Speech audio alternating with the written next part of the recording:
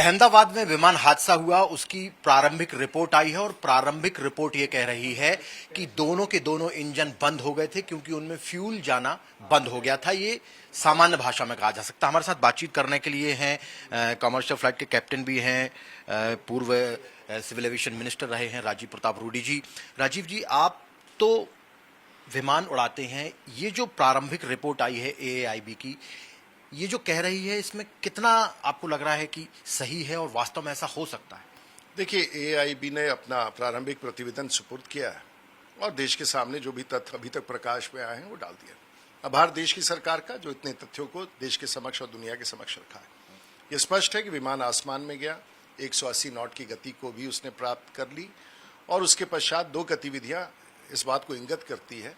एक तो auxiliary power unit APU चालू हो गया और दूसरा है कि रैट डिप्लॉय हो गया, यानी कि ये दो यंत्र ऐसे हैं जो तभी चालू होते हैं इमरजेंसी में जब दोनों इंजन फेल, एक नहीं दोनों इंजन फेल होता है। ये ऑटोमेटिक होता है, ये अपने आप होगा बिकॉज ये प्रोटेक्शन है। ये दोनों हुए और इसके पश्चात विमान के स्विच जो एक्सीडेंट के बाद पाए गए वो रन पोजीशन में पाए गए, यानी कि कप्तान ने या तो फिर से उसको वापस इंजन फेलियर की स्थिति में उसको वापस रन की पोजीशन में लाया है, क्योंकि बोइंग कंपनी में उसको इंजन को रीइग्नाइट करने के लिए, फिर से चालू करने के लिए उसको ऑन ऑफ करना पड़ता है। तो क्या ये प्रक्रिया पूरी की गई या कप्तान ने कदम उठाया? लेकिन चाहे कोई भी कदम उठाया गया, अगर इंजन फेल कर गया तो इंजन फेल कारण उसकी प्रक्रिया क्या थी, इसके बारे में थोड़ा तहकीकात और हो रहा है। अगर इंजन फेल कर गया तो इतने कम समय में उसको वापस आसमान में ले जाना कठिन है, क्योंकि ऊंचाई भी कम है, गति भी कम है और सामने बाधा है, एक मकान था, बिल्डिंग था। तो ये सब तथ्यों के बीच में जो रिपोर्ट है उसको आगे की विश्लेषण की जरूरत है। रिपोर्ट में जो बताया जा रहा है कि जो फ्यूल था वो पहुंच नहीं पा रहा था और उसका स्विच था वो बंद की पोजीशन में था। तो क्या ये अपने आप हो सकता है? नहीं, अपने आप नहीं हो सकता है और ऐसे होता भी नहीं है।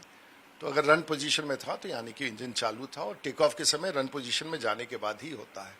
तो कुछ और विश्लेषण की जरूरत है और ये विश्लेषण तभी प्रकाश में आएगा जब इस 10 सेकंड के भीतर जो इंजन कट ऑफ और रन के बीच में, कट ऑफ और रन के बीच का भी विषय पता चलेगा कि उस बीच में क्या हुआ, तभी ये इस विशेष जानकारी मिलेगा। हाँ, क्योंकि कैप्टन और संवाद हुआ है दोनों के बीच। हाँ, उसने कहा कि क्या इंजन बंद कर दिया, उसने साफ कर दिया कि नहीं। तो इसका मतलब है कि उसने उसको चेक भी कर लिया, ये संभावना नहीं के बराबर है। लेकिन कुछ विदेशी मीडिया वो ये कह रहे हैं कि एयरक्राफ्ट बिल्कुल सही था, ये जो गलतियां थी ये कैप्टन की गलती थी, पायलट की गलतियां थी, इस तरीके से चीजें। मैं इस पर कोई टिप्पणी नहीं करूंगा। अभी तो प्रारंभिक प्रतिवेदन आया है, पूरे प्रतिवेदन के प्राप्त करने के बाद ही कैसे हुआ इसकी जानकारी अभी बाकी है। कहाँ हुआ, कब हुआ, किस प्रक्रिया में हुआ, क्या कदम उठाए हुए, और ऐसी संभावना इंजन बंद हुआ, लेकिन इंजन बंद कैसे हुआ, एक तथ्य जिस पर अभी प्रकाश देना आवश्यक है।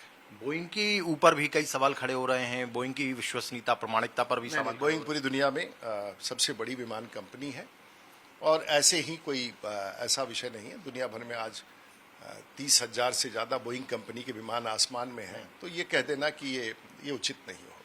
तो वो जो स्विच था सर, एक लास्ट सवाल, क्योंकि सामान्य भाषा में यदि कहा जाए तो स्विच बंद हो गए थे, इसलिए फ्यूल जाना बंद हो गया था इंजन में और इंजन बंद पड़ गए थे, सीधी भाषा। या फिर इंजन बंद हो गया था और उसको चालू करने की प्रक्रिया की गई। हाँ। तो इसका भी एक प्रक्रिया है जो मेमोरी आइटम है, जिसमें कप्तान को स्विच ऑफ करके ऑन करना होता है।